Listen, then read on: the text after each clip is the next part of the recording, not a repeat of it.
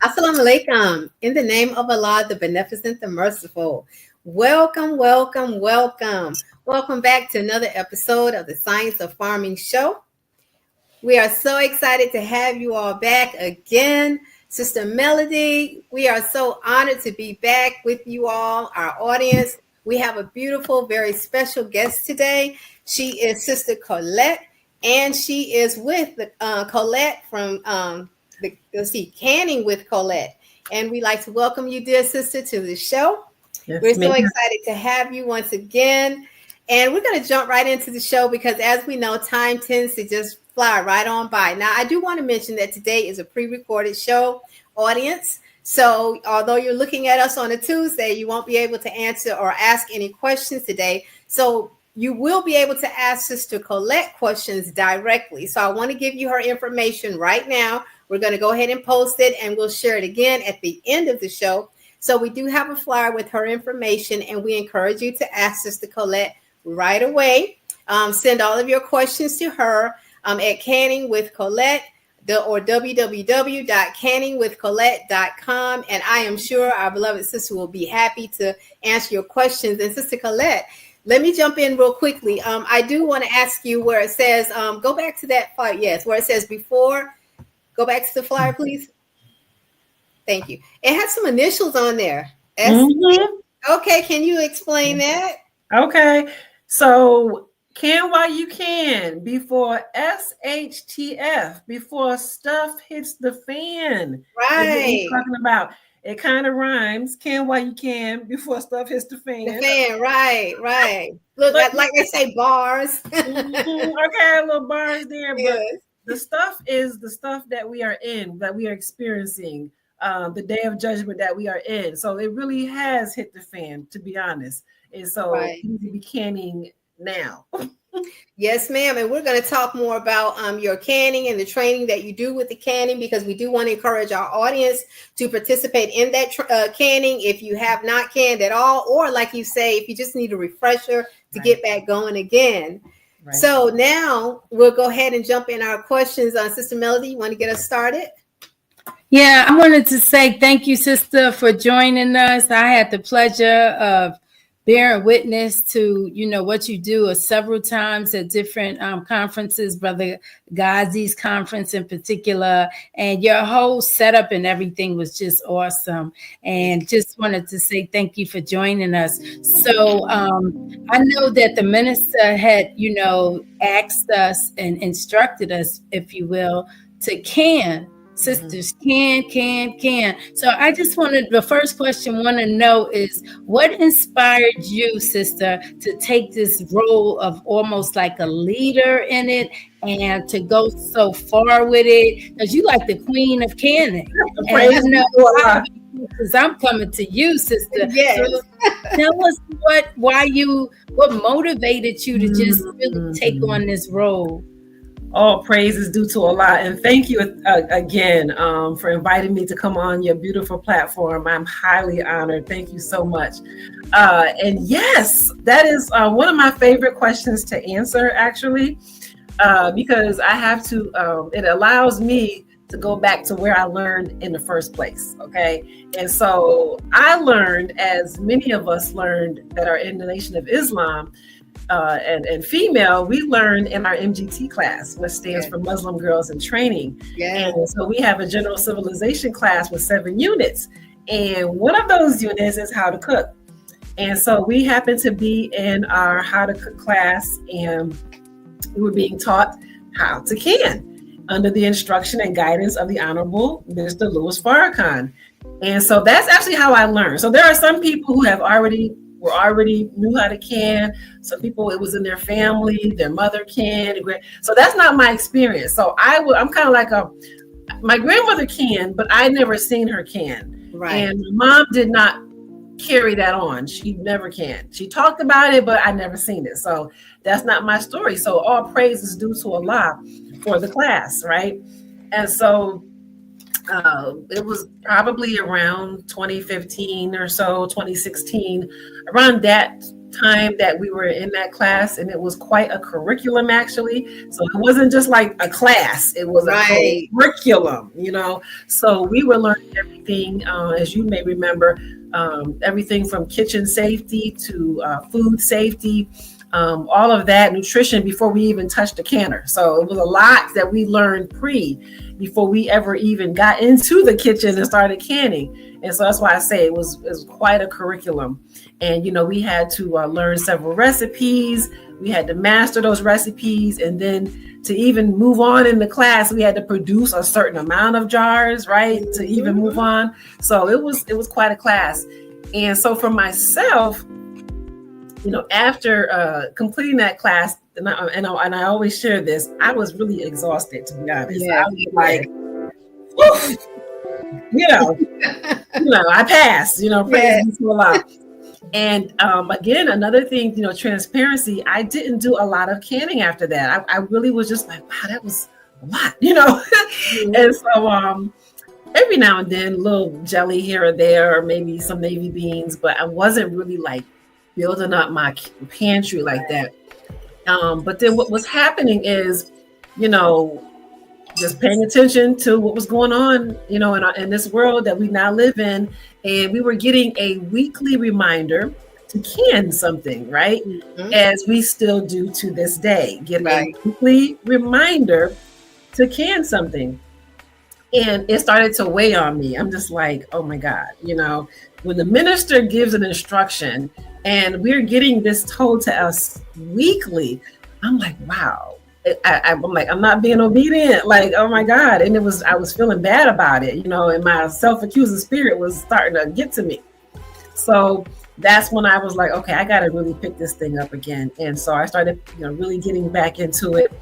And what happened was, once I, got a deeper understanding of canning and really understanding why the Honorable Minister Louis Farrakhan was giving us this instruction, I said, okay, I got to go back for my people now. How many other sisters or how many other individuals are struggling with this or have a lack of confidence, or, it's just been a while and now they're rusty and now they're nervous about it, and scared to can, because I hear it all the time, like, oh, I'm kind of scared. Yeah. I took it on like, okay, I'm going to go back for my people, my community, and bring this to them. But just in my way, I try, I teach in a more, I get right to it, I'm like a crash course, like we're going to get our hands in it today. Right. Mm-hmm. And so I just try to make it fun, exciting, any way that I can reach my people. So that is pretty much the foundation, and that's why I'm doing it. So yeah, that's the answer to that question. Beautiful. You're absolutely right. It was a lot. And I think a lot of us kind of took a break after it because it was quite intense. And so I understand completely. And I thank you so much for even thinking of, because, we're taught to not only consider ourselves, but our people. Mm-hmm. So holding a candy class is absolutely awesome. Again, for a refresher, because mm-hmm. we do deal with that pressure canner, which can be quite intimidating if you haven't. It was intimidating in class to handle.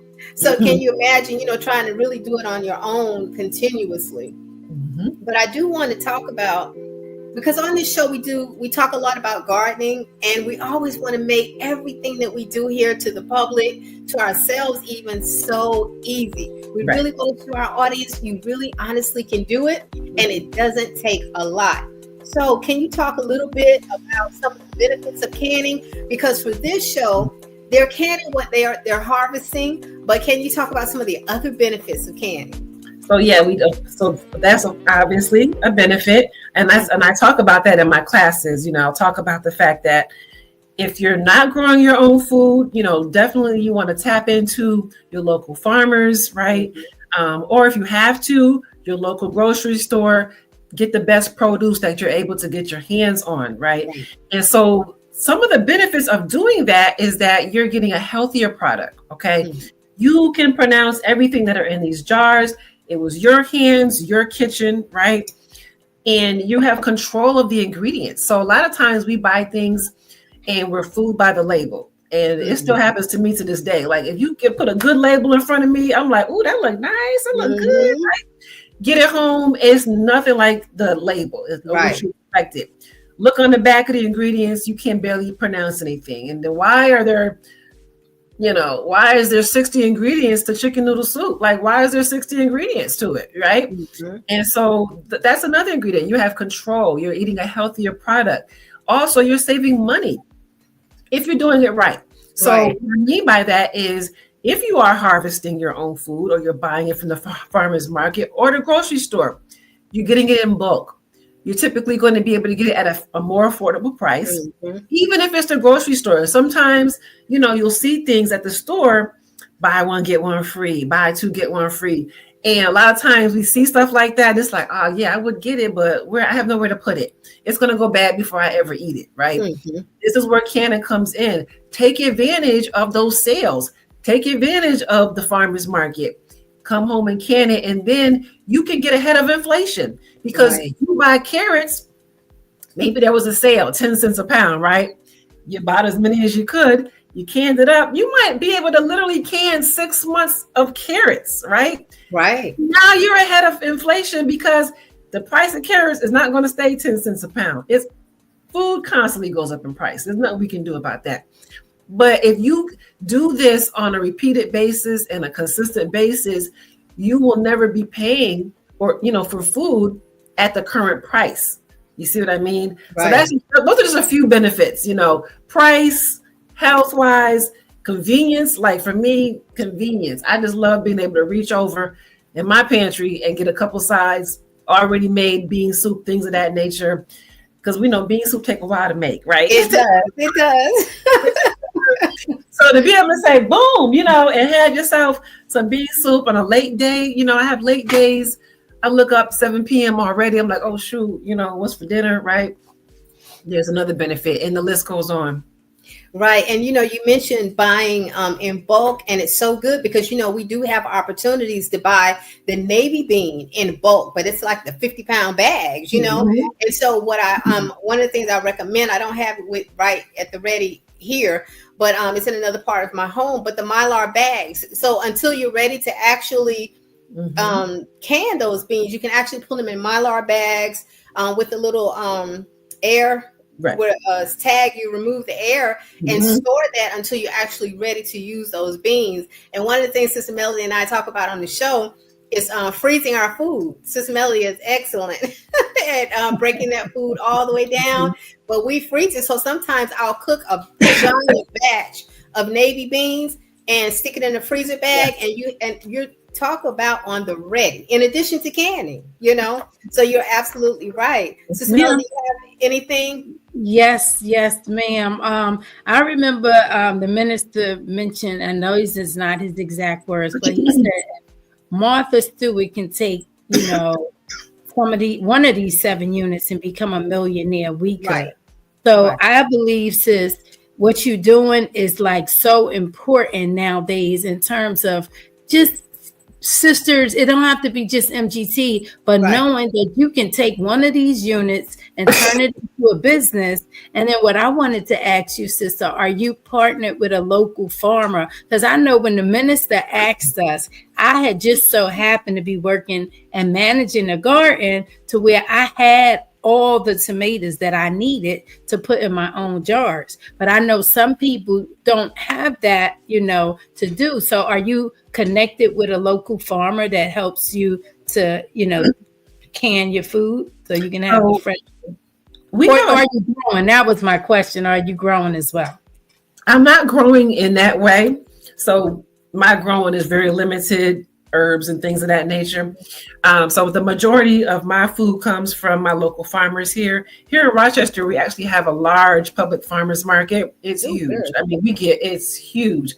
And so a lot of my produce comes from there, especially like my veggies, carrots, potatoes, green beans, all of my fruits from my jams and jellies.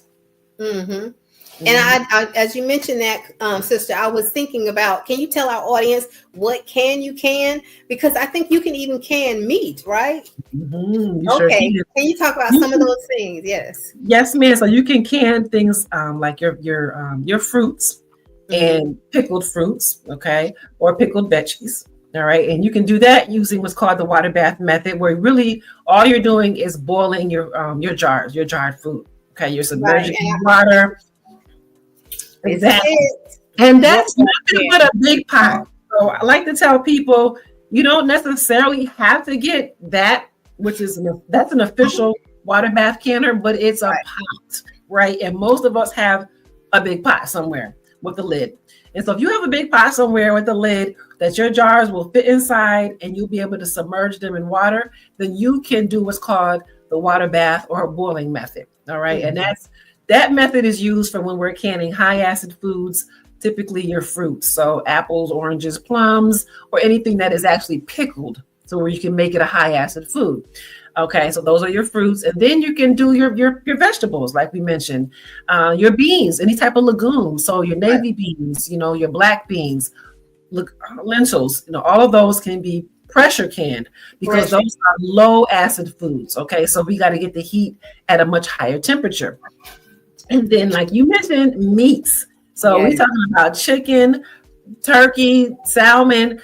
There are quite a few meats that you can can as well. So you can definitely get creative with that. And that would be pressure canned as well. Those are all low acid foods. And I just want to show them, if I can grab my little pressure, not little, but my pressure canner here. This is an example of a pressure canner. Mm-hmm. And I don't have the top on it. It's in another part of my home. But I just wanted to show them that.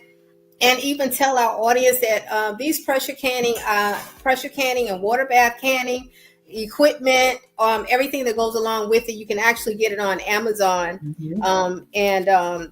And also our sister has a beautiful class, which we'll talk about later, that she's going to help us get through this process. So sister Colette, one of the things that I do want you to talk about, because canning is so much fun when you actually get involved, it is time consuming. It does take some time. But the first thing is that sterilization process. Can you talk to us a little bit about our environment? So we do, when we're talking about sterilization, one thing is important to make sure that we are canning with clean and sterilized jars. Mm-hmm. And particularly when we're doing the water bath method. Okay. And particularly when we're water bathing anything less than 15 minutes, we definitely want to make sure that our jars are washed and sterilized. And all that means is really to boil our jars for 10 minutes consistently. A nice hard rolling boil. Okay. And so that it's as simple as that, really. Now with our pressure canning, if you're pressure canning, I'm not sure how long it's been, but the Association for Food Preservation has now stated that as long as you're pressure canning something, that heat has been tested to be safe enough to skip the sterilization process. Now, when I first heard that, I was just like, what are you talking about? And it took me a while to even, really accept it. But I had to do my research. And like I said, I would tell people there's no harm in ever sterilizing anything, right? And so I had to wait a minute till I got comfortable with doing that. And then I said, okay. So for me, the only time that I skip the actual sterilization process is if it's brand new jars. You still wash them in soapy hot water, clean them, rinse them well, and then, proceed quarterly. But yeah, you must sterilize your jars when you're water bath canning anything especially if it's under 15 minutes. And then, of course, we want our kitchens to be clean, all of our utensils, our pots, all of that. Cleanliness, cleanliness, cleanliness. Yes, ma'am. And I'm like you. I'm nervous about that, skipping the sterilization process. So I might keep that one in just to be extra cautious. Mm-hmm. But you mentioned jars. Can you talk to us a little bit about the type of jars that you use? Because you really can't use anything. Some of that stuff will crack. And I'm so glad you touched on really cleaning those jars, because it also allows you to look for cracks that you may not see initially until you actually start washing those jars. Yes, ma'am. So that is so key. I always tell my students, when you go to start buying your jars, make sure that you're buying canning mason jars, because mason jars are everywhere. Right. People are making candles, they putting flowers in them. Mm-hmm. I love mason jars. You can do so much with mason jar, right? They are amazing. You can drink out of them. I mean, whatever. But when it comes to canning, you want to make sure that it is specifically designed for canning so that it will hold up to either the heat and or pressure. Okay, because some, may be kind of thin and they may crack, and you don't want to do all that work and have your jars to crack. Okay, right. So you want to use jars that are definitely designed for canning. The Ball brand is a good brand. The Care brand is good. There are some other brands out there for jars. I believe now makes jars as well. It's called For Jars. So there are some other brands out there. Just make sure that they're actually designed for actually canning. Right. And you want to make sure also that you buy extra rings and tops, because a lot of times once you're even sterilizing those and you move it from one area to try to put it on top of the canned item, sometimes it'll fall and it hit the ground. So you already have to have some others on the ready for replacement. Because I raised my hand. I've done that a few times. Mm-hmm. Yes, ma'am. So always buy some extra. Sister Melody? Yes. I, was wondering, Sister, it's so much fun when we're doing it as a class in groups, because then you could get different sisters helping to do different parts of it. And that's the way of us building affinity with one another. And I just think that, what you're doing, sis, is so important for the youth and the younger generation, that I'm hoping that you do online classes. And then another question, I wanted to know, do you remember that website that we use in order to find recipes for that ball thing? Remember that? Actually, Sister Melody, all the recipes are in our MGT contribution site. What's that book though we had that they the ball canning book, right? Yeah, ball canning. Yes, it was the ball. So so now there are quite a few canning books on the market, right? You just want to make sure that you're, try to make sure that you're getting a good one that is filled with tested recipes, right? By and approved recipes from the Food Preservation Association. So the one that we used when we were in class actually was the all new ball book, right? For canning and preserving. So this is the one that we actually were recommended to use and that we did refer to in our class. There's a couple that I don't use a lot. This is another one that I use. I use mostly this one for my jelly and jam making. I like this one because it also does some education on dehydrating and proper freezing. I realized that I was freezing my food all wrong. I was like, oh my God, I didn't realize there was an actual way that you should properly freeze your food. And this book really gets into that. So this is, I would recommend this for a beginner for sure. Yes. You asked another question. I think you asked me about the jars. Did you ask me? Oh, classes. Right. You talked about doing things as a group. And so, yes, group canning classes are fun. We get to know one another. It makes it, more engaging. I've been doing actually group classes for going on 5 years now, online even. I do travel sometimes and do workshops, sometimes within the community. I'm invited to go to different cities and states to teach, but a lot of what I do is online. And so you visit my website whenever you have the opportunity and see if one is coming up. You can even book a private class. So maybe you're just like, I just want me and my family to have, this canning class, or me and this sisterhood here, or this community, I do those as well. So, and very successful. You get to stay in your own kitchen, right? Because the thing is this, and I think the reason I find that at first I thought they would be difficult, right? I'm like, how is this going to work? But actually they're quite successful. And I believe it's because you're in your own kitchen. Right. There's something to be said about that. It's one thing to go somewhere and learn something somewhere. And then you get home and you're looking around like, wait, where does the pot go? I'm not sure where I should put stuff, right? So it's a whole different experience when you're home doing it. With no one there, right? So it's just you in the kitchen. This way, you're in your kitchen and you're getting guidance from me at the same time. So I think that's what makes it successful.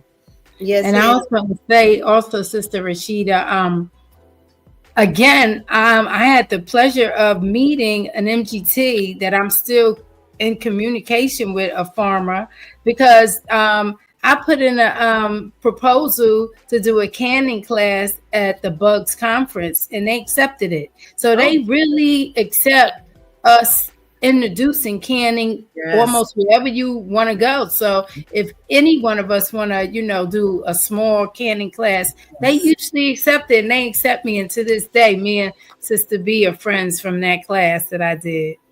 Mm-hmm. Praise be to Allah. This is wonderful news, especially for our audience. So, Sister Colette, I'm going to put your flyer back up again because I really want us to tap into your canning classes and our audience. So if you could please put that flyer back up.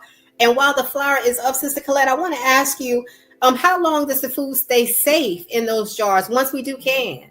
So that's probably my second number one question, or number 2 question. Yes. Yeah, so basically, this is the thing. It's not so much like how long does it last or when does it expire. What it really is best by. So when you go into a store, you'll see a best by date. Right. So what they're really telling you is that it would be best if you consumed it by this date. It doesn't mean that do not eat it past this date, but it's best. So it's the same way with your home canned food. There is a kind of a best by situation. So let's just say you can something. Say I can these green beans. These green beans are going to be best when consumed within the first 18 months. Okay, so if you consume these within the first 18 months, you're going to pretty much get the best out of this product. What would happen after 18 months? Some things that could possibly happen. Maybe they will not be as bright green as they are right now. Color might over time start to fade. Possibly the texture might start to break down, may not be as firm as they once were. Taste could possibly change. Sometimes the taste actually enhances. So like say if it was a soup or something, the taste sometimes enhances, okay? And it's possible that you could lose nutritional value. So, start to. It doesn't mean like instantly when you hit the 18 months that all these things happen. These are the things that could start to eventually happen going forward, okay? So this is why it's best to consume it within that time and then replace it with the fresh batch. However, there are definitely people that have their home canned food, stored away for much longer than that. So that is like the best buy date. Within the first 18 months, you should be you'll get the best out of your home canned food. Outstanding. And believe it or not, sisters, we are again at the end of our show. It goes fast. So, Sister Colette, we are definitely going to have everyone or ask everyone to tap into your training classes. And I do want to talk about our show today. It is on the Closing the Gap Broadcast Network. And you can support the show by donating to Cash App, $CTG Broadcast, PayPal, jkingdom1@aol.com. And also you can pay via Zelle at Closing the Gap. So again, we are so excited to have our sister. I wish we had more time. Sister Colette, are you open to coming back so we can get into a little bit more detail about canning, specifically one show, pressure canning, and another show on the water bath canning. I'd definitely like to talk to you a little bit more. And my son is flashing all the information that you need across the screen. Again, if you all have questions for Sister Colette, please reach out to her directly. So can you put everybody back on the screen? All right.